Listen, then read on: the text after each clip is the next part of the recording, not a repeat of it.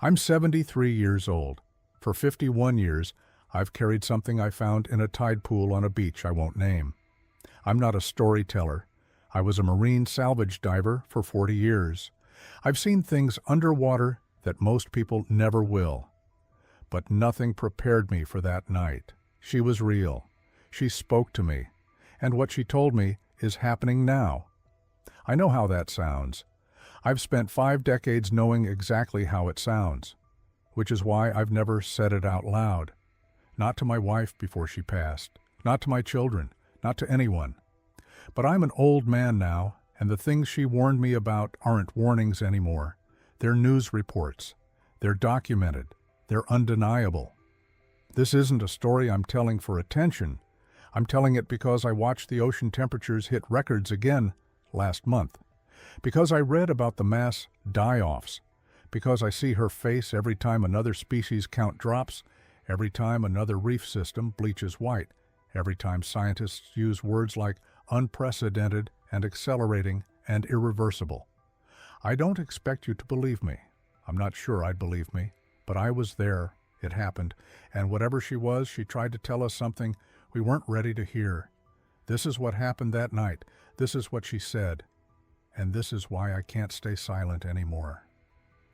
The beach was in the Pacific Northwest. I won't say exactly where. I've kept that location private for 51 years, and I'll keep it private until I'm dead. Maybe after. I've left instructions. It was August 1969. I was 22. I'd been walking that beach every evening for 3 weeks, staying in a borrowed cabin after my brother's funeral.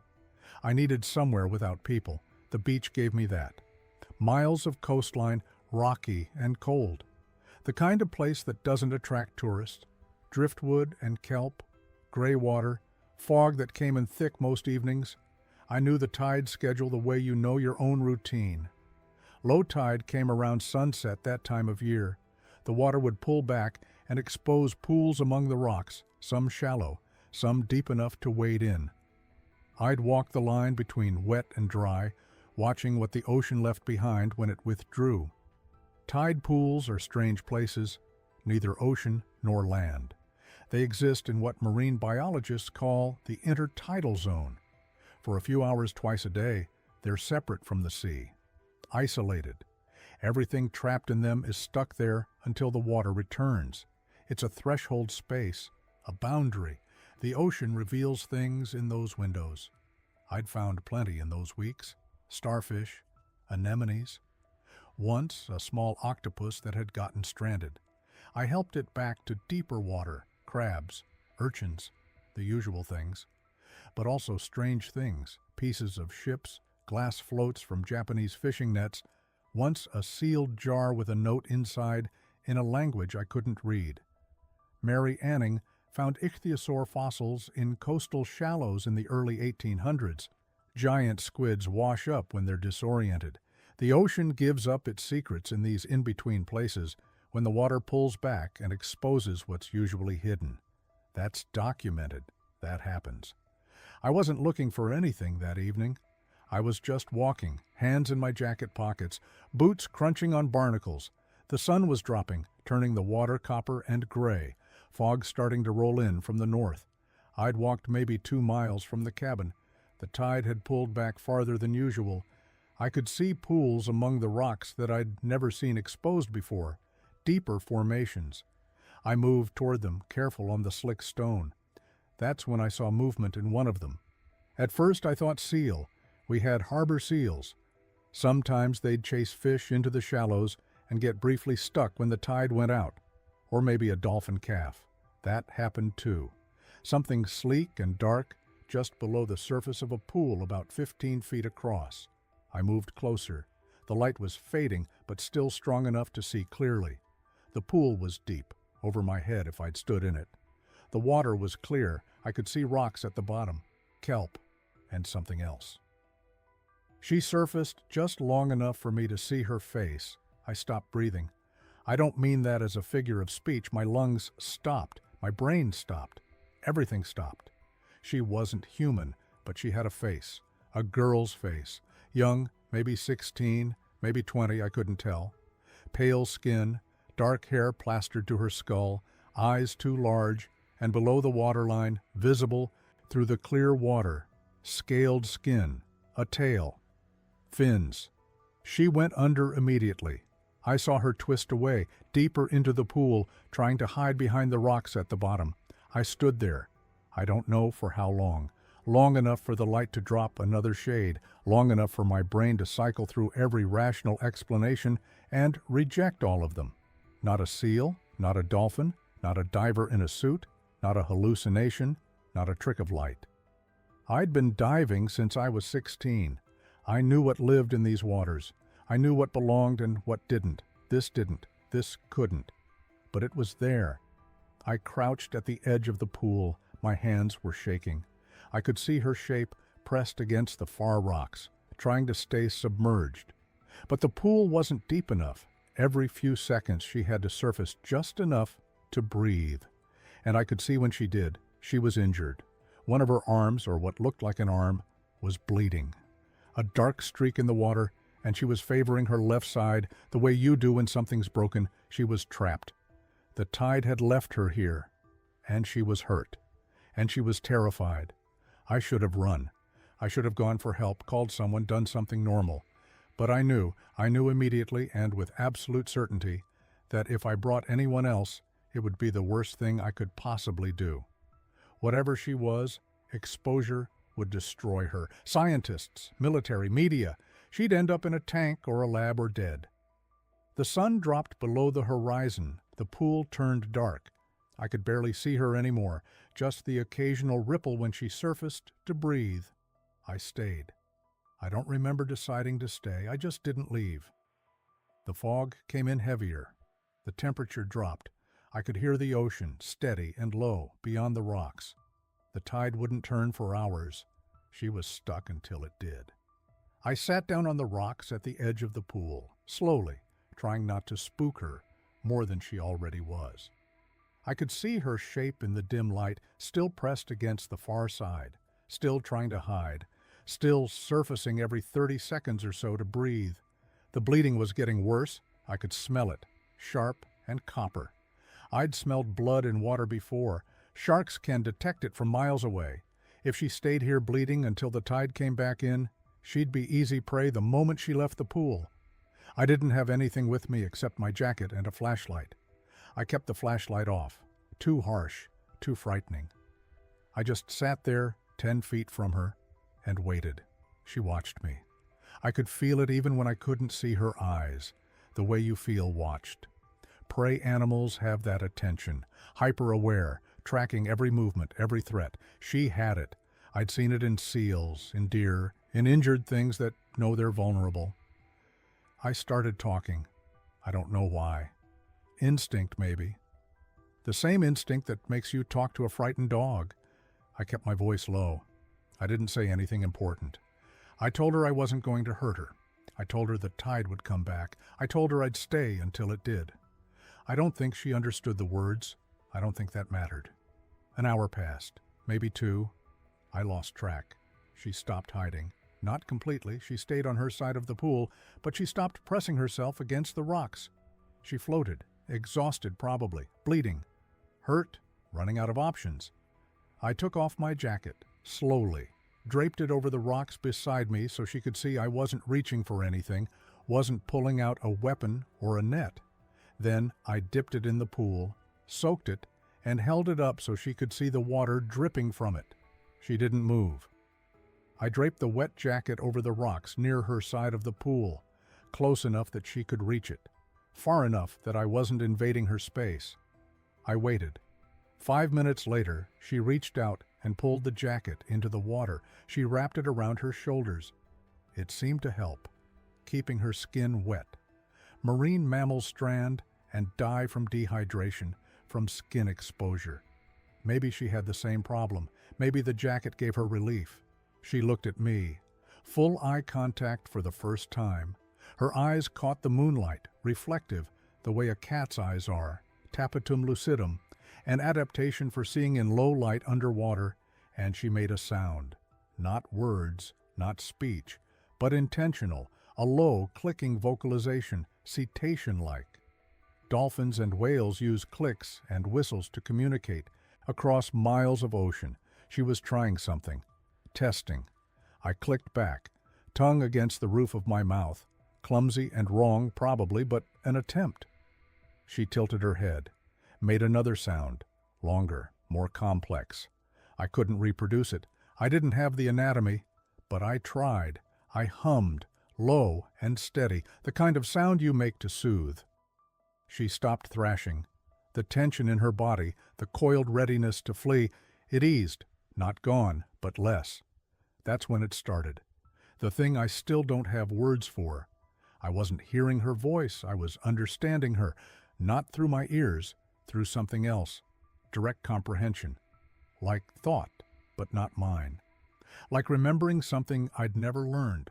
Like knowing something I'd never been told. She was afraid. That came through first. Simple and overwhelming. Afraid of me, afraid of the air, afraid of dying in this trapped pool before the ocean came back. Then gratitude, small and tentative, that I'd stayed, that I hadn't hurt her, that the jacket helped. Then pain, the injury. Something had struck her. Propeller, maybe. Boat, human-made, metal, fast. She'd been too close to the surface, and it had hit her, and she'd fled into the shallows and gotten trapped when the tide went out. I sat there, cold and stunned, receiving information I had no framework for. She wasn't speaking English. She wasn't speaking at all. But I knew what she meant. I knew. And then she asked me something. I felt it as a question. A tentative reaching, asking if I understood. I nodded. Out loud I said yes. She moved closer, still cautious, still ready to flee, but closer, near enough that I could see her clearly in the moonlight. She was small, maybe 4 feet long, slight. Young, I thought, though I had no reference for her species' lifespan. Her face was humanoid, 2 eyes, nose, mouth, but wrong in the proportions. Eyes too large and set too far apart, nose almost flat, mouth wider than it should be. Her skin was pale where it was skin, scaled and dark where it transitioned to tail. Her hands, if they were hands, had webbing between the fingers, claws. Her hair was plastered dark and slick, kelp-like. She looked at me, I looked at her. 2 beings from different worlds stranded together in a threshold space, trapped by the same tide. And she began to tell me things I was never supposed to know. I didn't run. That's what people ask me now, when I try to explain. Why didn't you get help?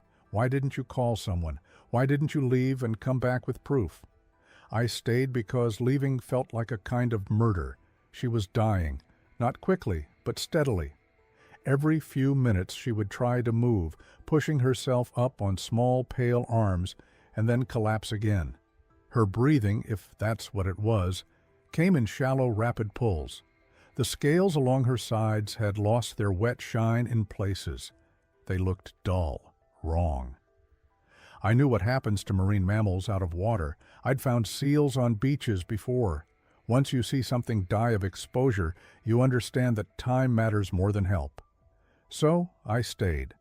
I took off my jacket first, soaked it in seawater from the deeper part of the pool, wrung it out halfway, and laid it across her back and shoulders. She flinched when the fabric touched her, a full-body recoil that sent small waves sloshing against the rocks. But she didn't pull away. "I'm not going to hurt you," I said. I kept my voice low, steady. The same tone I'd used with injured gulls, with a harbor seal pup I'd found tangled in fishing line the summer before. I don't know if she understood the words.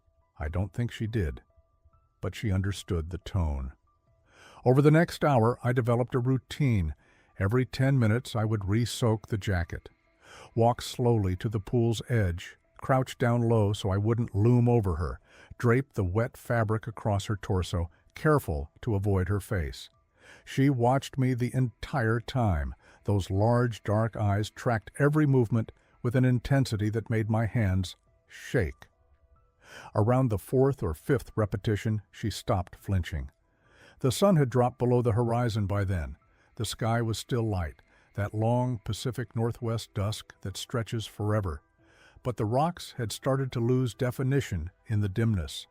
I had no flashlight, no supplies. I was wearing jeans and a t-shirt, and the temperature was dropping. I didn't care. Something had shifted in her during that first hour. The terror had faded into something else. Not trust, exactly. More like desperate calculation. She was trapped. She was injured. I was a threat. But I was also keeping her alive. She made a sound. Not the clicking I'd heard when I first found her. This was different, softer. A rising tone that reminded me of a question. Her mouth didn't move, but I heard it clearly. A sound that seemed to come from her chest or throat, vibrating through the water. "It's okay," I said. "The tide's coming back.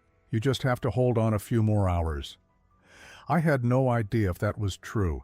I didn't know how long she'd been out of the water. I didn't know what temperature her body needed, what level of desiccation she could survive. I knew nothing. But I said it anyway, and I kept soaking the jacket.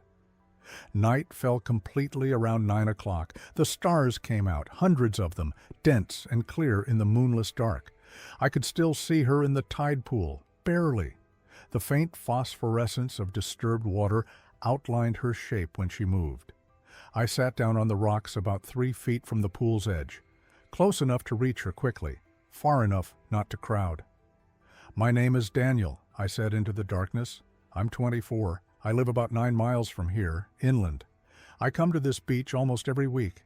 It's the only place that feels—" I stopped. Why was I talking to her? What possible good could it do? But the silence felt worse. The isolation of the moment, just the two of us, alone in the dark on the edge of the world, demanded witness. So I kept talking. "I don't know what you are," I said. "I know that sounds stupid.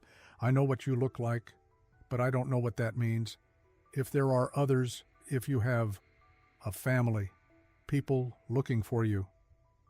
The water stirred. She had turned slightly, shifting her position in the shallow pool. Her face was toward me now. I could just make out the dark gleam of her eyes. "I'm not going to tell anyone about you," I said. "Not because I don't think people would believe me. I mean, they wouldn't. But that's not why. I'm not telling because I think if anyone knew you were real, they'd want to find you, catch you, study you." The truth of it settled over me as I spoke. This was why I'd stayed alone. Why some part of me had understood, even in that first moment of recognition, that this encounter couldn't be shared. Proof would destroy her. She made the sound again, that soft, rising tone. And then, I don't know how to describe this part, I felt something, not in my ears, in my chest, like a pressure or a warmth, a sense of acknowledgement that didn't come from outside me, but somehow did anyway. She understood, not the words, but the intent beneath them, the promise. I pulled my knees up to my chest and wrapped my arms around them. The cold was real now. The dampness from the rocks had soaked through my jeans. I was starting to shiver. "The tide should turn soon," I said. "Another hour, maybe 2. You'll be able to swim out, back to deep water." I paused. "Will you be okay? Out there, I mean, with the injury?" No response. Just the quiet sound of water lapping against stone and the distant rhythm of waves breaking on the outer rocks. I thought about the questions I should be asking. What are you? Where do you come from? Are there more of you? But they felt wrong, extractive, like interrogation instead of conversation. So I just sat with her, kept the jacket wet, watched the stars wheel slowly overhead. Around midnight, I felt the first surge of returning water. Not in the tide pool, not yet, but in the channels between the rocks. The ocean was coming back. The sound changed. The rhythm of the waves shifted from the regular crash of breakers to something more complex, more layered. Water finding paths through stone. She heard it too. Her body tensed. She lifted her head slightly, oriented toward the open sea. "Soon," I said. The next 40 minutes felt both endless and too short. The water rose steadily, filling the outer pools first, then the channels, then finally beginning to spill into the basin where she lay. I watched it climb. 2 inches, 4 inches, 6. She began to move more freely. Her tail, I'd barely seen it in the shallow water, flexed and curved. She pushed herself upright, and for the first time I saw her full form. Small, yes, maybe 4 feet long, humanoid torso tapering to a powerful tail covered in scales that caught the starlight like polished metal. She was beautiful. She turned to face me fully. We looked at each other across 3 feet of space and an unbridgeable distance of category and classification and evolutionary history. And then she spoke. I heard her voice without sound. That's the only way I can describe it. Her mouth didn't move. No words formed in the air between us, but I understood her with a clarity more complete than any conversation I'd ever had in my life. It wasn't telepathy, not exactly. It was more like direct transfer, meaning without translation, comprehension without the intermediate step of language processing. I know how that sounds. I've had 50 years to think about it, to try to explain it to myself in terms that don't require me to be insane or lying. The best comparison I can make is this. You know how you understand a baby's cry? Not the words, there are no words, but the need behind it, hunger, fear, pain. You don't translate, you just know. Or how you can look at someone's face and understand what they're feeling before they say a word. Not because you're reading micro-expressions, though maybe that's part of it, but because something in you recognizes something in them. Mirror neurons, scientists call it. The brain's ability to simulate another being's internal state. What happened in that tide pool was like that, except deeper, fuller. Instead of catching the outline of meaning, I received the whole thing, context, emotion, intent, understanding that arrived complete. She told me she was grateful, not thank you in words, but the felt sense of gratitude, relief, recognition of care, the complex acknowledgement that I had helped her survive something she couldn't have survived alone. She told me she was in pain. I felt it. Not the pain itself, but the knowledge of it. A wrongness in her lower body near where the tail began, something torn or crushed. The constant drain of managing it, while also managing fear and cold and exposure. She told me she had been afraid of me, past tense. The fear had existed, sharp and total, the fear of a creature facing something unknown and potentially deadly. But it had changed, not disappeared, changed into something more complex, wariness mixed with fragile trust. And then she told me something else. She wanted me to understand what I had found. Not what she was. I don't think she had a word or concept for mermaid or species or any of the categorical boxes humans use, but what her existence meant, what it represented. The ocean is not empty. That was the first clear message. The force of it hit me like a wave. Humans act like the ocean is empty space with fish swimming through it. We map the surface, we measure the depths, we catalog species like collecting stamps. But we don't understand. The ocean is full. Full of what? I asked, though I didn't speak aloud. The question just formed in my mind, and somehow she received it. The answer came in images and sensations rather than words. Networks, connections, vast systems of communication and awareness that move through water the way mycorrhizal networks move through soil. She showed me, or I understood, or I hallucinated, I still don't know, whales singing across thousands of miles of dark water, not just singing, speaking, maintaining contact, sharing information across distances that would take humans weeks to travel. She showed me migration routes that animals follow, not because of instinct alone, but because the routes themselves carry memory. Water remembers. Currents remember. The ocean has a history written in temperature and chemistry, and the songs of animals who've traveled these paths for longer than humans have existed. I understood that she was not alone, that there were others. Not many, maybe, not everywhere. But scattered through the deep places, the cold places, the parts of the ocean humans never see, because we can't reach them or survive them or even imagine them properly.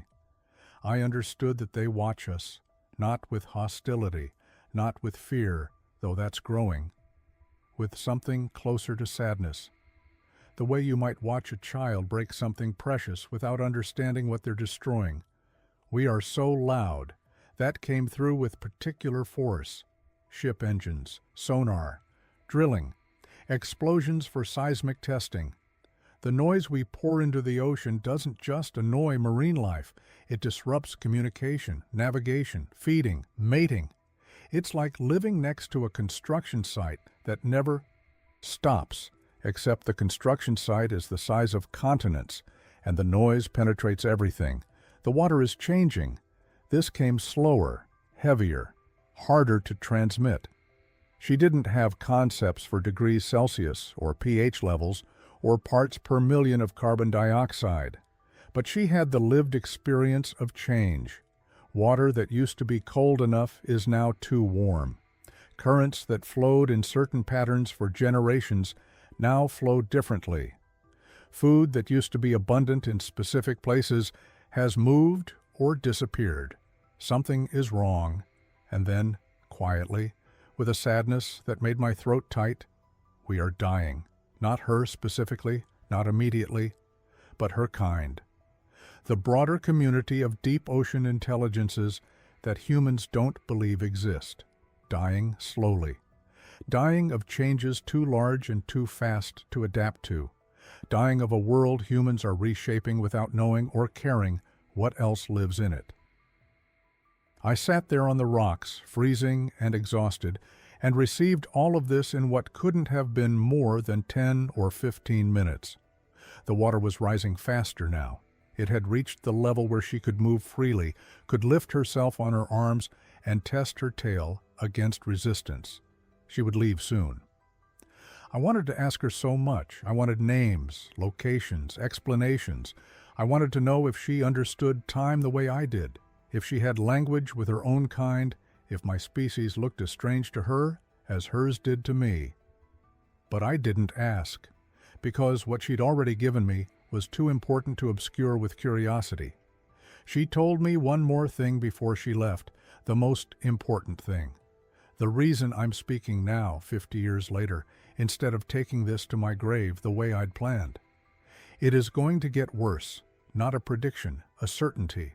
The wrongness spreading through the ocean, the warming and the silence and the dying. It wasn't a temporary problem. It was a threshold being crossed. A change that once started would accelerate and compound and become something humans couldn't stop, even if we finally understood what we'd done. She didn't know how long. She didn't think in years or decades the way we do. But she knew the trajectory. She'd lived long enough, or her people had lived long enough, to recognize patterns, to understand what it means when foundation species disappear, when food webs collapse, when the basic chemistry of water shifts beyond the tolerance range of everything that depends on it. The ocean is telling you, she conveyed, through the fish that disappear, through the coral that dies, through the whales that strand themselves on beaches, through the storms that grow stronger. You are not listening. The water was deep enough now. She pushed herself toward the channel that connected the tide pool to the open ocean. The current was flowing in, but she was strong enough to move against it. She paused at the edge, looked back at me one last time. I felt her gratitude again, and something else, a request maybe, or just acknowledgement that I now carried something I hadn't asked for and couldn't put down. Then she slipped into the channel and was gone. I sat on those rocks until dawn, staring at the empty pool, shaking with cold and shock and the weight of understanding I had no language for and no way to share. The tide came in fully, the sun rose, the beach looked exactly the same as it had the day before. But nothing was the same. I had been shown something true, something important, something I could never prove and never forget. And I had been given a warning. The first thing she showed him was sound, not the muffled, distorted version humans hear when they dunk their heads underwater. the real structure of it, the way sound becomes sight in the ocean, the way a whale's call is both voice and map, both location and history. She didn't explain this with words.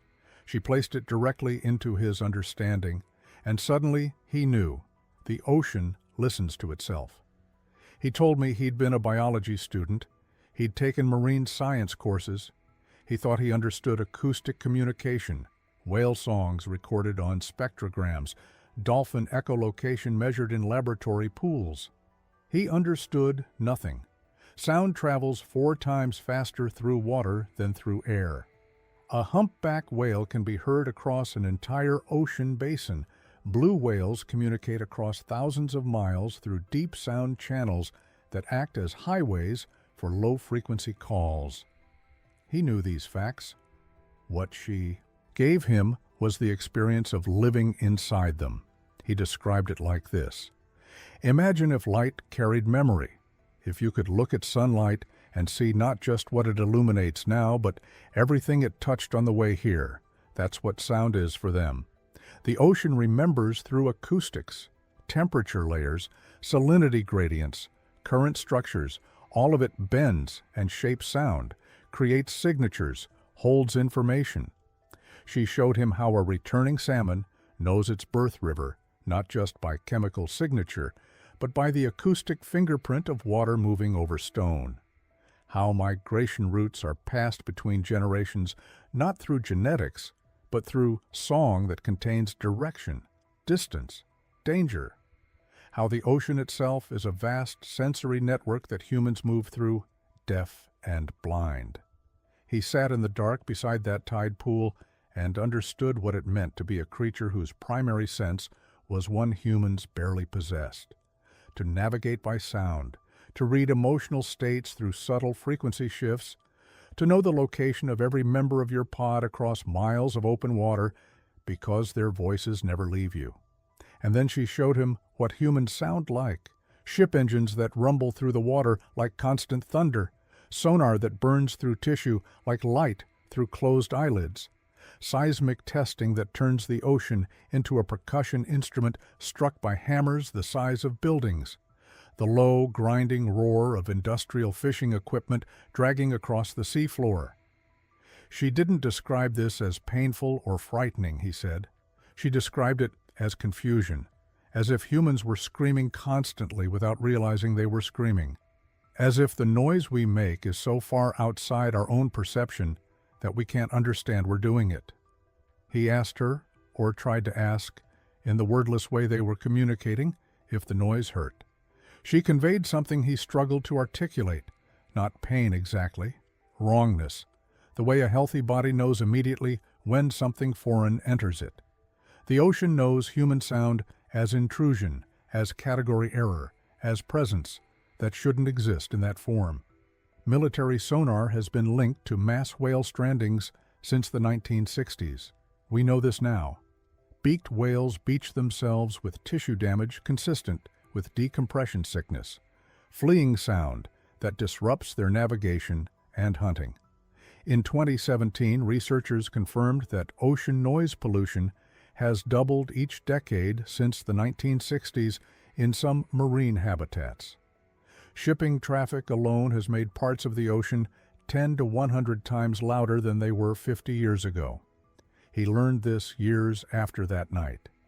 Every new study felt like confirmation of something she'd already told him. The second thing she showed him was memory.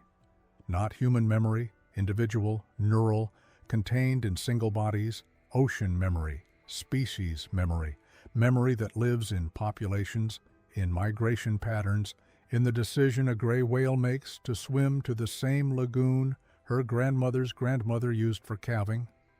She showed him how the ocean holds time differently than land does, currents that take years to complete their cycles, water that sank to the deep ocean centuries ago, still carrying the temperature and chemical signature of the air it last touched, coral colonies that build structures across millennia, each polyp adding to an archive written in calcium carbonate. How do you explain to a 23-year-old human that the ocean experiences duration not as linear sequence, but as layered simultaneity, that past and present coexist in the body of water itself? He couldn't explain it. He said he just knew it, the way you know the layout of your own house in the dark. She gave him the knowledge, and it settled into him like something he'd always understood but forgotten. The ocean keeps records. Whale populations remember hunting grounds, feeding patterns, safe passages. When commercial whaling nearly destroyed humpback populations in the 20th century, the survivors lost song dialects that had existed for generations. Cultural knowledge died with the whales who carried it. By the time he met her, 1969, the ocean was already forgetting itself. She showed him absence, places where sound should be but wasn't, migration routes with no travelers, feeding grounds gone silent. She couldn't tell him why, or perhaps she didn't know, but she conveyed the sensation of wrongness spreading through the memory network. Gaps, appearing in knowledge that had been continuous for longer than human civilization. He said it felt like watching someone develop amnesia in real time, the forgetting happening faster than it should, for reasons the body can't identify. The third thing she showed him was how much we don't see. 95% of the ocean remains unexplored by humans. We have better maps of Mars than of our own seafloor. He knew this statistic already. What she made him understand was what lives in that unmapped vastness, not species, not populations, presence. She didn't show him other mermaids. She didn't give him a taxonomy of hidden creatures or a census of cryptid populations. What she conveyed was simpler and more disturbing. The ocean is full of awareness, of things that perceive, that navigate, that choose, of intelligence that doesn't look like human intelligence and doesn't want to be found. He was careful when he described this part. He said he didn't see visions or receive detailed information. He received the feeling of being watched from below, of moving through an environment that is paying attention, of human ships and submarines and research equipment passing through spaces where something ancient and patient notes their presence and decides, always, to remain hidden. Why would anything smart enough to hide choose to reveal itself to us? That question has stayed with me. We assume discovery is inevitable. We assume that sufficient technology and effort will eventually catalog all significant life in the ocean. But what if there are things that have been evading detection longer than we've been looking? What if the ocean keeps its deepest secrets not because we haven't searched hard enough, but because those secrets are actively kept? She didn't say this directly. He felt it underneath everything else she showed him. The ocean has its own privacy, its own boundaries, and humans cross them constantly without knowing we're trespassing. She didn't speak about humans with hatred. That surprised him. He'd expected anger for the pollution, the overfishing, the noise, the casual destruction. What he felt from her instead was something closer to confusion, sometimes pity. She showed him what we look like from below, shadows on the surface, metal shapes that leak oil and chemicals, nets that appear suddenly and take everything, lights that burn through the dark water where darkness should be absolute, the steady increase in temperature, in acidity, in wrongness that spreads from the places humans gather most densely. He said she conveyed humans as creatures who break things without knowing they're breaking them, who stumble through the ocean like sleepwalkers, unaware of their own impact, not evil, unconscious. That disturbed him more than anger would have. There's a documented phenomenon in animal behavior research, approach versus avoidance. Some species flee human presence immediately and completely. Others approach, investigate, attempt interaction. Dolphins seek out boats and swimmers. Humpback whales spy hop beside research vessels. Great whites circle cages, curious. The ocean isn't universally afraid of us. What she showed him was something different. Recognition without trust, observation without approach. She showed him garbage, plastic fields drifting in open water, debris clouds where currents converge, chemical plumes spreading from coastal cities, fishing gear, miles of it, drifting as ghost nets that kill long after humans abandon them, oil that coats feathers and fills lungs, the peculiar horror of trash that looks like food. He said she didn't convey this as moral accusation.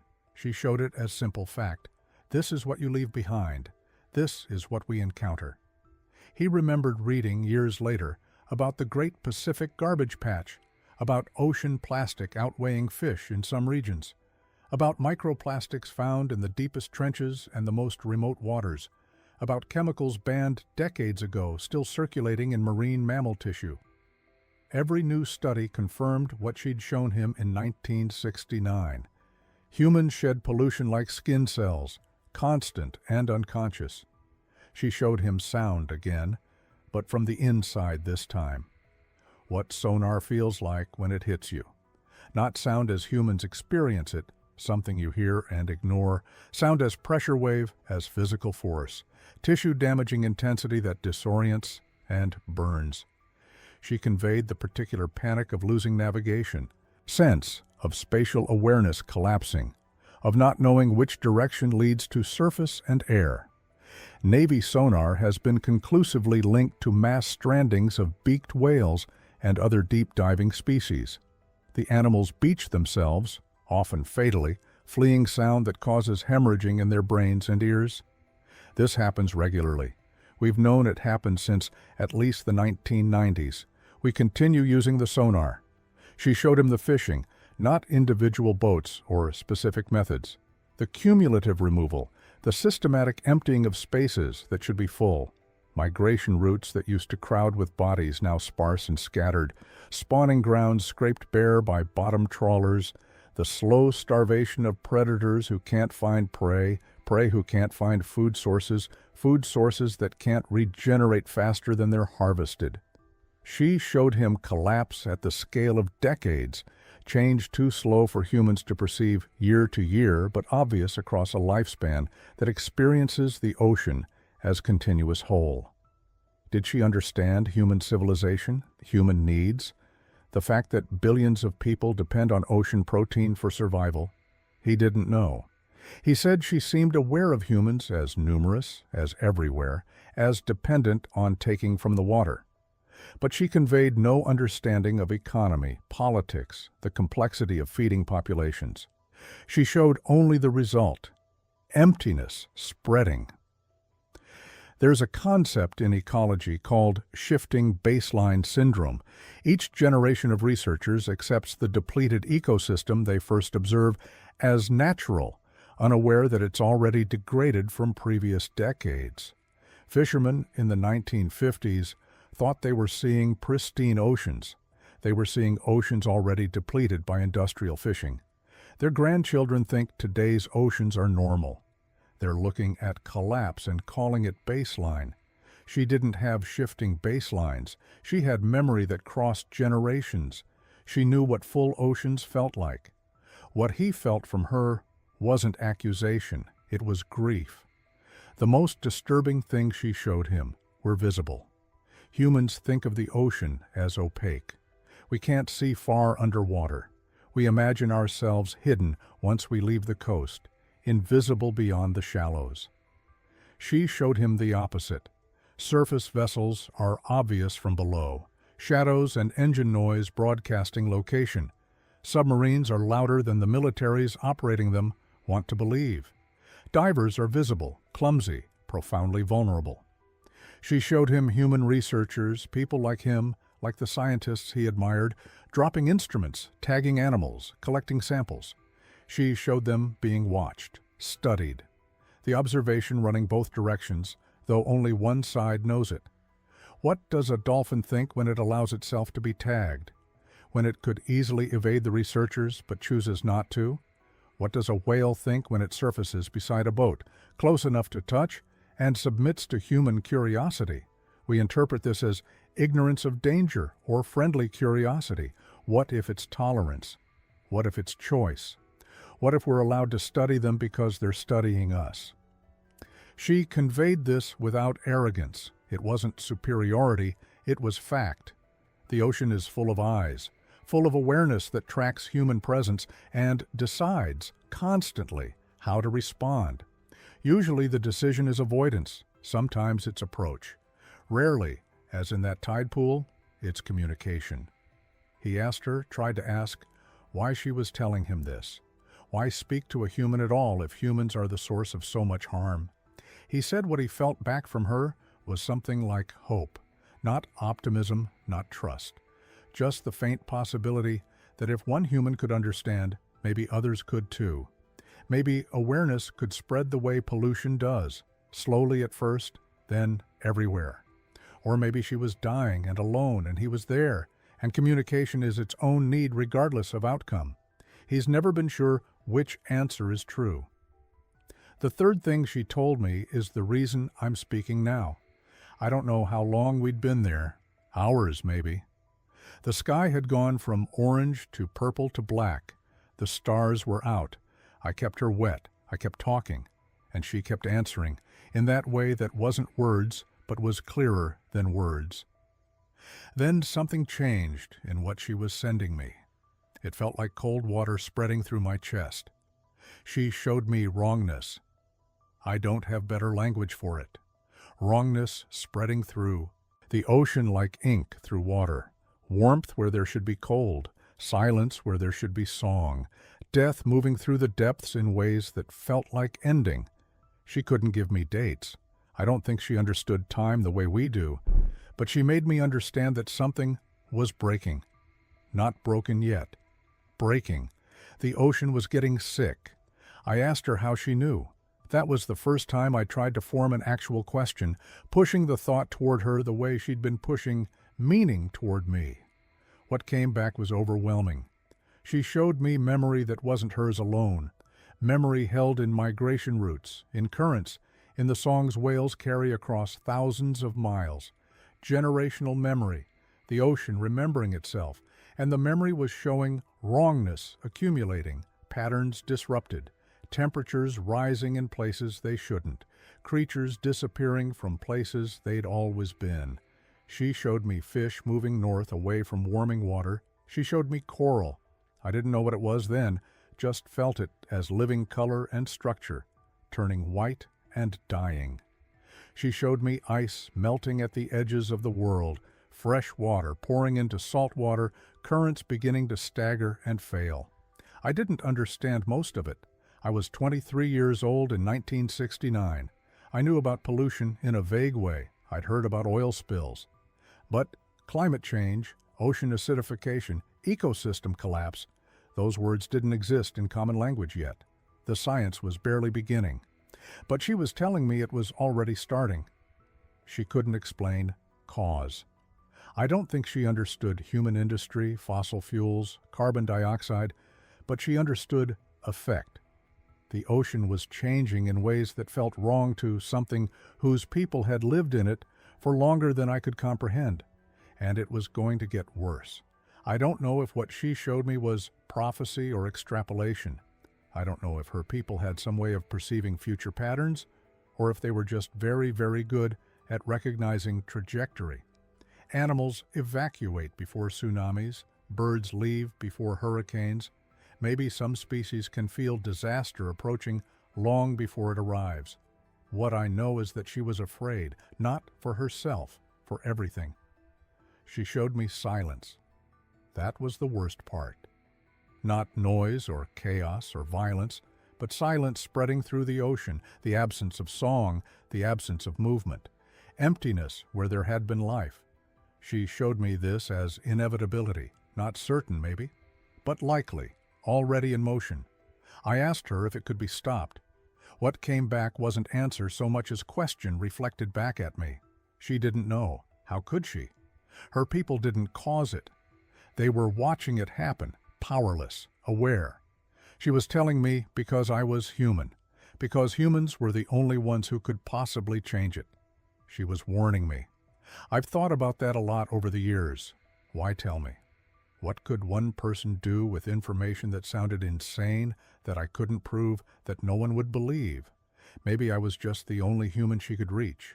Maybe she told me the same way you'd shout a warning to someone in a language they don't speak, knowing they probably won't understand but trying anyway, because the alternative is staying silent while they walk toward a cliff edge.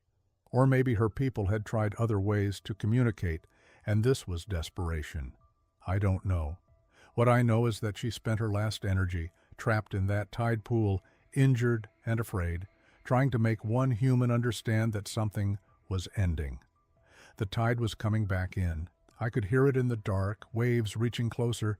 The water level in her pool was rising, mixing with ocean again. She was going to be able to leave soon, and I was never going to see her again. The water came back slowly, then all at once. I'd been checking the pool every few minutes, watching the level rise. Then a larger wave rolled in, and suddenly the pool was full, spilling over the rocks, reconnecting to the ocean. She moved immediately. After hours of labored stillness, she suddenly had strength again. The water gave it back to her. She swam to the edge of the pool where it met open ocean. Then she stopped. She turned back to look at me. I was standing in the shallows by then, pants soaked to the knees, not caring. The moon was up. I could see her clearly, her face, her eyes. She stayed there for maybe 10 seconds, just looking. I don't know what passed between us in that last moment. Gratitude, maybe. Goodbye. Something that felt like sorrow. Then she slipped over the rocks and into the ocean, and she was gone. I stood there for a long time, watching the water, hoping she'd surface once more just so I could see she was all right. She didn't. The ocean took her back, and I was alone on the beach in the middle of the night, soaked and cold and completely changed. I didn't tell anyone. Not that night, not the next day, not ever, until now. People ask me sometimes, the few I've told this story to in recent years, testing it out, why didn't you report it? Why didn't you go to the news, the university, the authorities? And I don't know how to make them understand the absolute certainty I felt that speaking would be the worst thing I could do. It wasn't about being believed or not believed, though I knew I wouldn't be. It was about protection. If I told people what I'd seen, they would come looking. They would search that beach. They would want evidence, proof, specimens. They would want to find her. And somehow I knew that if humans went looking for her people with nets and cameras and scientific intent, it would be the end of something that needed to stay hidden. So I stayed quiet. There were practical considerations too. I had no evidence, no photographs, no physical proof of any kind. It hadn't occurred to me to try. I'd been too overwhelmed, too focused on keeping her alive, too aware that pulling out a camera would have broken whatever fragile trust existed between us. And even if I'd had proof, what then? Ridicule at best, psychiatric evaluation more likely, the end of my credibility, my career, my normal life. I'd just lost my father 3 months before. I was barely holding together. I couldn't afford to be seen as crazy. So I made a choice. I kept it inside. But the secret changed everything. I stopped sleeping well. I'd lie awake, replaying the night, testing my memory, making sure it was real. I'd get up at 3 in the morning and drive to the coast just to walk that beach again, looking for any sign of her. I never found one. I became obsessed with the ocean. I changed my major from English to marine biology. I needed to understand the world she came from. I needed to learn the language to describe what I'd experienced, even if I could never speak it aloud. I spent 30 years studying oceanography. I never saw anything impossible again. Just the ordinary mysteries, migrations, deep-sea creatures, whale songs, coral systems, beautiful and strange, but explainable. But I watched the data, every year, every study, and I watched her warnings come true. The ocean temperatures rising, the pH dropping, the currents shifting, the fish populations collapsing, the coral reefs bleaching, the ice melting. The silence spreading exactly as she'd shown me. Slow apocalypse. Too gradual for most people to notice year by year, but undeniable when you tracked it across decades. She'd told me in 1969. The science started confirming it in the 1980s. By the 1990s, it was undeniable. By the 2000s, it was crisis. And I'd known since that night on the beach. That's been the worst part. Not the secret itself, but watching the warning become reality and knowing I couldn't have stopped it, even if I'd spoken. Who listens to a man claiming a mermaid told him the ocean was dying? No one. They'd have dismissed it as delusion or metaphor. Maybe they'd have been right to. But the ocean kept changing anyway, and I kept watching, and the weight kept growing. 50 years of carrying something I couldn't share. 50 years of feeling like I'd been given a message I couldn't deliver. 50 years of wondering if she survived, if her people survived, if they're still down there watching us fail to change course. I went back to that beach hundreds of times over the decades. Different seasons, different tides. I never saw her again. I never saw anything unusual again, just water and rocks and the ordinary creatures of tide pools. Sometimes I wondered if I'd imagined it. Grief hallucination. Stress-induced break from reality, vivid dream that felt like waking memory. But I couldn't make myself believe that. The memory was too clear, too detailed, too physically present. I remembered the weight of seawater in my hands, the texture of her skin, the cold of the night, the precise quality of understanding when she spoke into my mind. You don't imagine things with that much specificity. It happened. She was real. And I've been alone with that knowledge for 50 years. I asked him if he ever went back to that beach. He didn't answer right away. His hands moved to the table between us, palms down, steadying something I couldn't see. Every year, he said finally. Same week, same stretch of rocks. For 50 years, he's returned to the place where it happened. Always alone, always during the spring tide cycle, when the pools expose deepest. He brings nothing. He doesn't search. He simply walks the tide line at sunset and sits on the rocks until dark. I don't expect to see her again, he said. That's not why I go. He goes because the place holds the weight of what he knows, because standing there makes it real again when the decades have worn the edges soft, because it's the only pilgrimage that makes sense for a secret this size.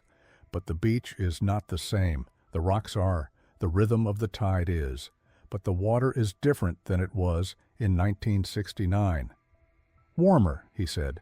You can feel it in summer now. Used to be cold enough to ache even in August. Now it's tolerable. Wrong. He's watched the ocean for 50 years the way someone watches a sick relative, with attention sharpened by dread, with pattern-seeking vigilance, with the awful patience of waiting for a prophecy to prove itself. And it has. The coral bleaching events, the acidification studies, the mass die-offs of seabirds, of sea stars, of salmon runs that failed to return, the changing currents, the rising baseline temperature, the glaciers calving into the North Pacific. Everything she showed me, he said, it's happening. He doesn't know if speaking sooner would have mattered. That question has lived in him for decades. If he'd tried to tell someone in 1970, scientists, authorities, anyone, would it have changed anything? Or would he simply have been dismissed, medicated, discarded, while the same trajectory unfolded? I've carried that guilt, he said, the wondering. But I don't think anyone would have listened. I don't think I could have made them understand. The weight isn't just what she told him. It's watching it come true in slow motion. It's living 50 years inside a warning no one else heard. He's 73 years old. That's part of it. I'm not dying, he said. Not yet. But I'm aware of time in a way I wasn't before. How much is left? What I leave behind. Mortality changes the calculation. The social cost of speaking, ridicule, exposure, disbelief, shrinks when weighed against the cost of staying silent until death. He's reaching the age where legacy matters more than reputation. But it's not just age. It's the ocean, he said. Everyone can see it now. For decades, the crisis was invisible to most people. Data in journals, warnings from scientists easily ignored, slow changes imperceptible to anyone not watching closely. But in the last 10 years, the visibility has shifted. Coastlines eroding, fisheries collapsing, hurricanes intensifying. The ocean's distress has become undeniable even to those who weren't paying attention. Her warning is no longer speculative. It's documented, it's measurable, it's unfolding in real time on every coast. I stayed quiet because I thought no one would believe me, he said. But now the ocean itself is speaking. Now maybe someone will listen. He knows what this costs him, the vulnerability of being dismissed, analyzed, pathologized, the likelihood that most people will hear this and decide he's confused, delusional, or lying. He's prepared for that. I'm not asking anyone to believe in mermaids, he said. I'm asking them to believe what the ocean is showing us. She tried to warn me 50 years ago. The warning is still true. It's more true now. This testimony is his responsibility, the final piece of what happened that night. He received her message. He carried it. And now, at the end of his time, he's delivering it. Whether or not she was real, the crisis is. Whether or not mermaids exist, the ocean is dying, and something tried to tell us. He sat back. His hands were still. The weight he'd carried alone for 50 years was lighter now, not gone, but shared. If she was real, he said quietly, if there are others, they're watching us. They've been watching us, and they know what we've done. I'm 73 years old now. The secret is lighter since I spoke it out loud. I don't know if she's still alive. I don't know if there are others. I've never seen one again, though I've walked that beach more times than I can count. But I know this. The ocean she warned me about is the ocean we're living with now. The warmth, the silence, the dying. Whether you believe me or not, that part is real. She tried to tell us. Something tried. The question was never whether mermaids exist. The question is whether we're finally ready to listen to what the ocean has been saying all along.